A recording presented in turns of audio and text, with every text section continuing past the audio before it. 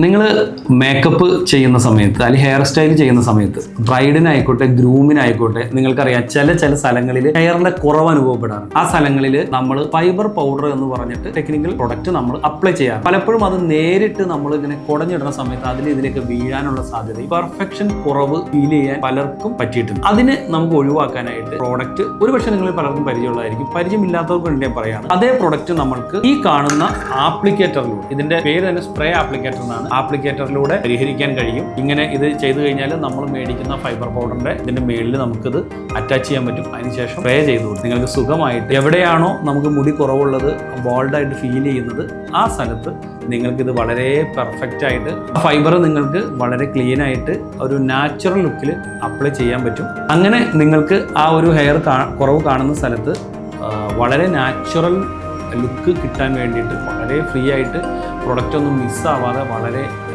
സുന്ദരമായിട്ട് apply ചെയ്യാൻ പറ്റുന്ന ഒരു പ്രൊഡക്റ്റാണ് ഈ സ്പ്രേ ആപ്ലിക്കേറ്റർ. അപ്പോൾ നിങ്ങൾക്ക് വേണമെന്നുണ്ടെങ്കിൽ എത്ര പെട്ടെന്ന് വന്നോളൂ, നമ്മുടെ മെക്കഡാമിഡാസിൽ അവൈലബിൾ ആണ്. MG റോഡ് കൊച്ചി, ഒപ്പം കാലിക്കറ്റും ട്രിവാൻഡ്രം.